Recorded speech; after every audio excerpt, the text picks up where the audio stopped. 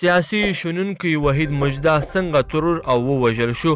مطلب را سره طرفه پورې وګورئ، په هر څه به پوه شئ. ګرانو کتونکو السلام علیکم. سیاسي شنونکی او مشهور لیکوال وحید مجده تیر ماښام 5 بجې د ناپېژانده موټرسایکل سپرو وسلوالو لخوا خپل کور ته نږدې د دارالامان په سیمه کې ووژل شو. د کورنیو چارو وزارت په ویان ښاغلي مجده هغه وخت ووژل شو کله چې له کوره د جومات پر لوري روان و. د دې وزارت ویان نصرت رحیمي رسنیو ته ویلي چې د سیاسي شنونکي او لیکوال وحید مجده د ترور کېدو او مرګ اصلي انګېزه لا معلومه نه ده، خو نصرت رحیمي وایي چې دوی یې په اړه څېړنه کوي.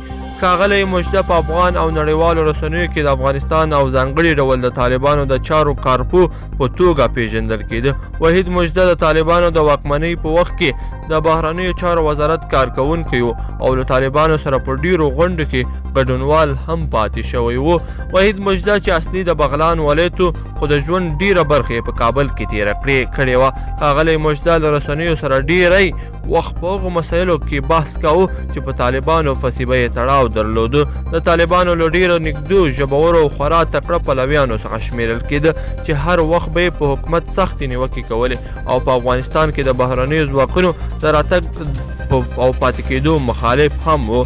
په کابل کې میشت ژورنالیست او د چارو څېړونکی شعیب شریفي وایي چې د طالبانو په اړه د وحید مجده معلومات ډیری وخت پوره او سم و. د نوموړي په وینا وحید مجده د طالبانو سره نږدې اړیکې درلودې.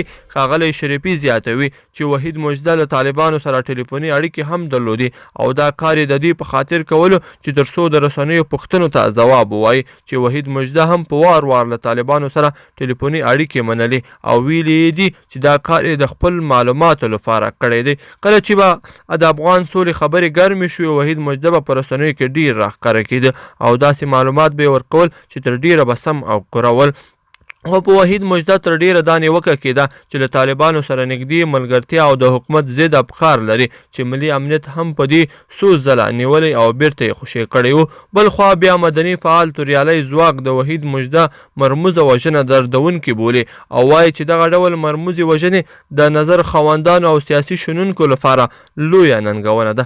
دی زیاتوي چې ځینې کړۍ غواړي د ډار په خپرولو سره په ځینو مسایلو پرده واچوي. د یادونې وړ ده چې په وحید مجده برید د کابل په داسې سیمه کې وژل شوی چې په دې سیمه کې د ملي امنیت ریاست، پارلمان او ډیری سفارتونه شتون لري او دا سیمه د کابل تر ټولو امنه سیمه بلل کېږي.